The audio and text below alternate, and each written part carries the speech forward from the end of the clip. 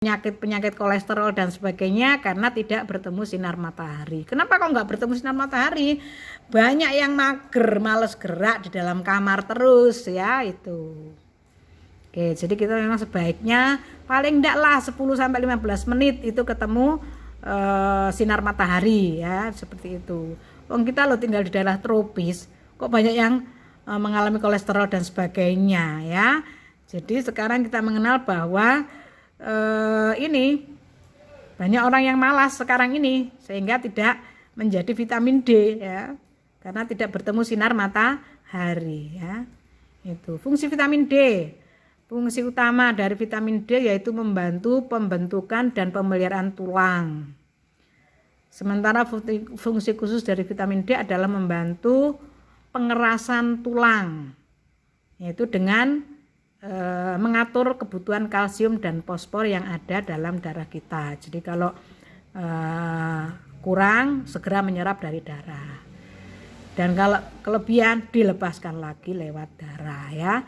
Umumnya fungsi vitamin D ini sangat dibutuhkan bagi bayi dan anak-anak yang sedang berada pada masa pertumbuhan.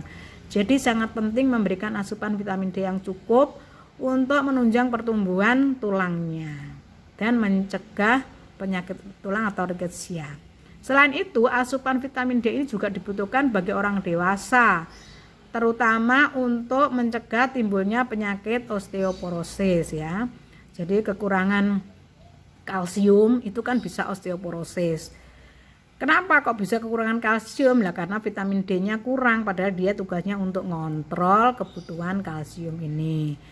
Kemudian vitamin D ini juga dikonsumsi oleh orang-orang yang memiliki penyakit hipertensi dengan tujuan untuk mengurangi risiko terjadinya serangan jantung dan stroke ya. Ini penting juga ya. Jadi meskipun kita sudah menua juga masih membutuhkan vitamin D terutama untuk kesehatan jantung kita. Oke, metabolisme vitamin D. Manusia mendapat vitamin D dari beberapa cara tadi ya. Makanan, lalu harus bertemu sinar matahari untuk bisa merubah provitamin D menjadi vitamin D. Nah, secara umum vitamin D ini kalau kelebihan bagaimana? Nah, tadi kan kita lihat atau kita sudah tahu sifatnya larut dalam lemak, jadi berarti tersimpan di dalam sel-sel lemak kita ya. Ada juga yang disimpan di dalam hati ya. Jadi enggak hanya pacarnya ya yang disimpan dalam hati, ternyata vitamin D juga disimpan di dalam hati, yaitu di dalam protein yang secara khusus yang tentunya bisa melarutkan vitamin D tersebut. Jadi dia kalau masih dalam hati belum aktif ya, belum aktif, baru nanti akan menjadi aktif. Vitamin D ini keluar ya, jadi keluar. Kemudian vitamin D ini juga nantinya akan terdistribusi ke seluruh organ termasuk ke ginjal. Kemudian juga ada beberapa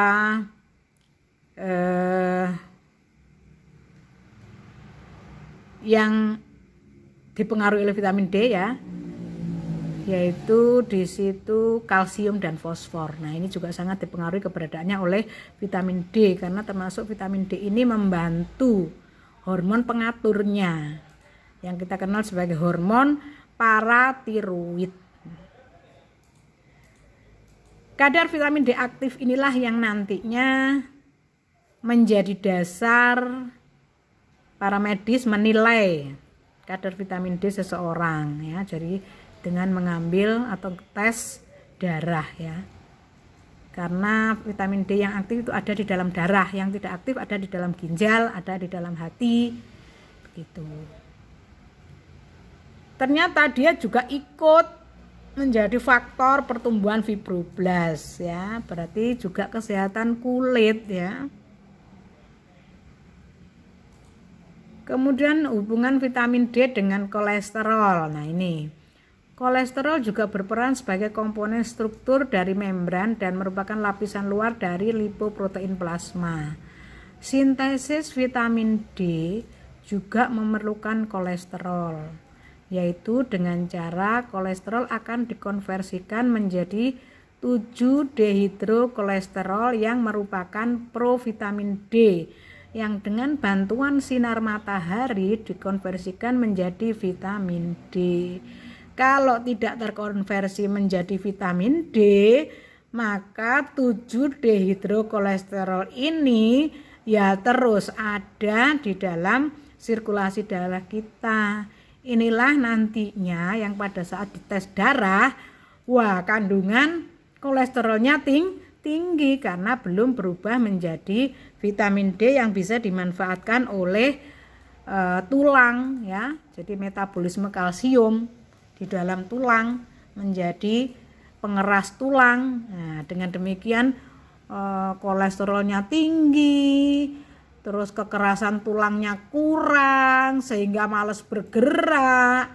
Ya, inilah lifestyle masyarakat kita saat ini. Ya, jarang bergerak, kulitnya tidak bagus, kan tadi ada hubungannya dengan sel fibroblast. Juga tulangnya kurang keras. Nah, ini adalah penyakit-penyakit masa kini.